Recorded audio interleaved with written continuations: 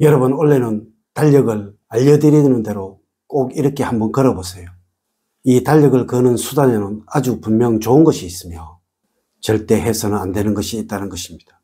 하지만 우리는 무심코 늘 이것이 걸려있던 자리에 거는 경향이 있다는 것입니다. 여러분 반갑습니다. 모모도도입니다.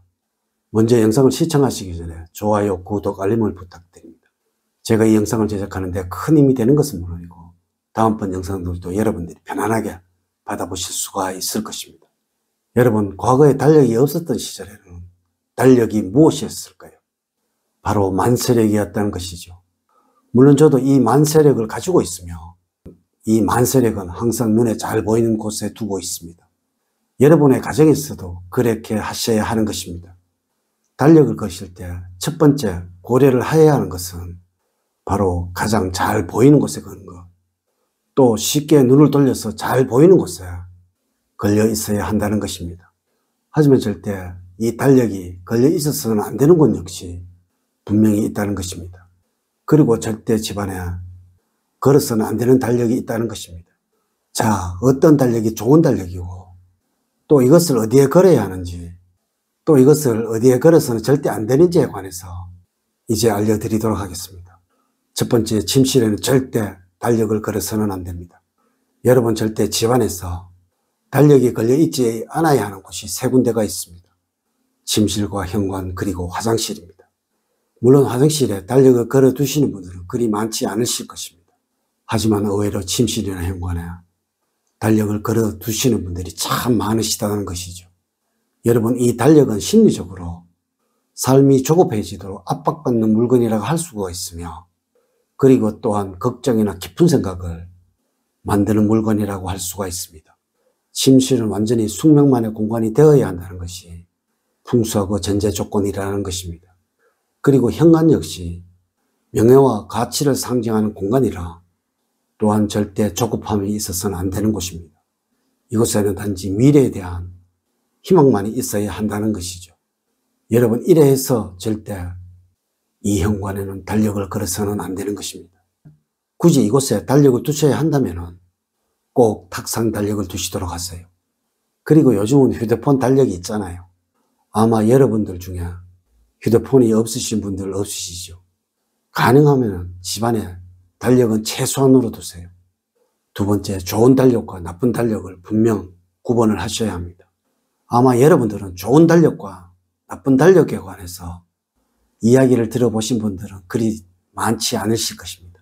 하지만 풍수적으로는 아주 해로운 달력이 분명히 있다는 것입니다.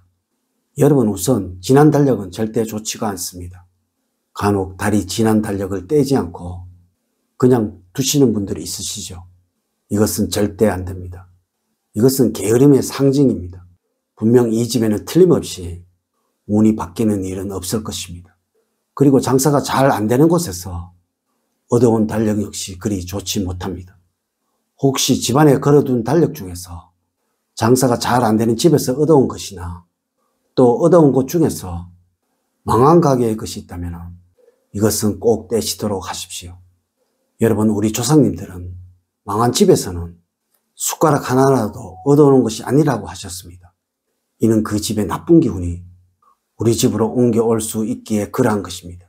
그리고 특히 해로운 것은 이 달력에 흉한 그림이 그려져 있는 것입니다. 아마 반나체의 여성의 사진이 있거나 보기에 꺼림직한 그림이 그려져 있는 달력이 있는 경우가 있을 것입니다. 이것은 절대 집에 두면 안 되는 것입니다. 그렇다면 걸어두면 좋은 달력은 과연 무엇일까요? 먼저 금융기관에서 얻어온 달력은 무엇이라도 다 좋습니다. 이 금융기관은 그 자체가 재물과 관련된 곳이라 여러분의 집안에 재물운이 상승하는 데 큰 도움이 될 것입니다. 여러분, 제가 걸어놓은 달력 역시 금융기관의 달력이 걸려져 있습니다. 다음으로 좋은 그림이 그려진 달력이나 또 글씨가 있는 달력은 아주 좋은 달력입니다. 하지만 요즘은 이런 좋은 그림이나 글씨가 있는 달력이 저작권 문제로 만들기가 쉽지 않을 것입니다.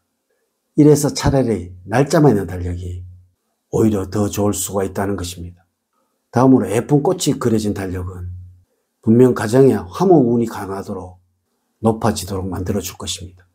세 번째, 달력은 위치와 장소를 구분하여 걸어야 합니다. 여러분, 집안에 걸리는 것은 그 무엇이든 반드시 구도가 맞아야 하며 또한 균형이 틀어져서는 안 되는 것이며 절대 무엇이라도 어색함이 드러나서는 안 되는 것입니다. 반드시 여러분들의 가정에 균형과 안정이 틀어지도록 만들 것입니다. 아마 누군가는 이러한 말도 할 것입니다. 그건 달력 하나 건다고 무슨 이라고 말합니다. 하지만 여러분, 이러한 것이 하나 둘 모이게 되고 또 이것을 자신도 모르게 매일 보게 된다면 이 사람의 무의식 속에서 안정을 찾는 것은 불가능할 것입니다.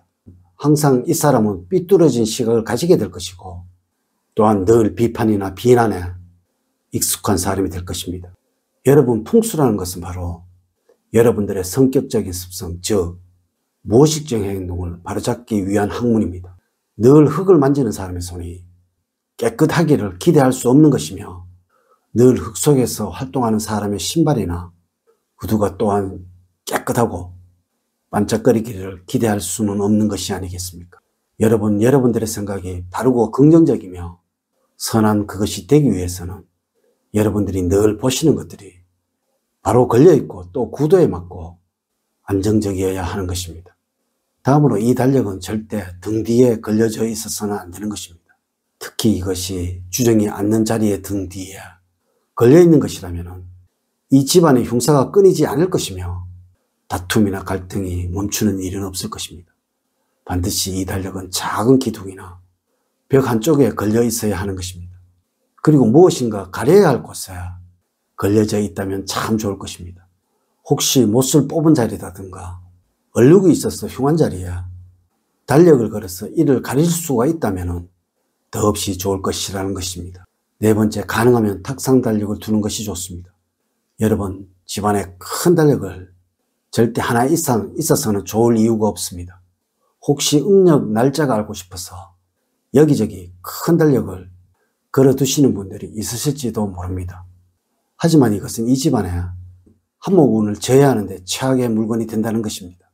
우리 조상님들은 달력이 많은 집이 행복하고 화목한 경우가 없다고 하였습니다.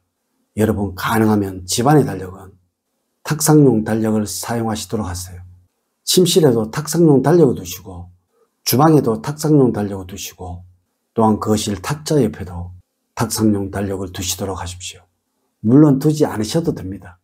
하지만 또한 이 탁상용 달력이 집안에 반드시 있어야 하는 곳이 있는데 이곳이 바로 서재와 학생방입니다. 여러분, 이것은 집안에 성취운을 만드는 최고의 풍수소품이 될 수도 있다는 것입니다. 다섯 번째, 달력을 두는 방향은 아무런 의미가 없습니다. 여러분, 간혹 보면은 이 달력을 북쪽이나 북동쪽에 두면 좋다고 말을 하거나 또한 남쪽에 두면 좋지 않다고 말하시는 분들이 있는데 이는 전혀 의미가 없는 이야기입니다. 또한 여러분, 풍수라는 것은 그 물건 자체의 기운보다 그 물건을 바라보는 사람의 의식과 시각이 훨씬 중요한 것입니다.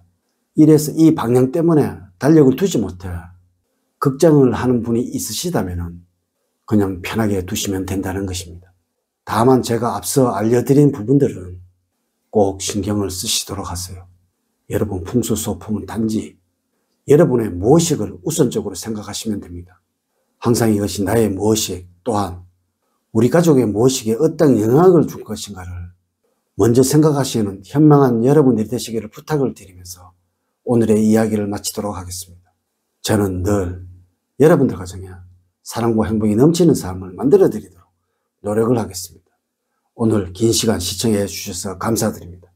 다음 시간에 더 좋은 영상으로 인사를 드리도록 하겠습니다. 감사합니다.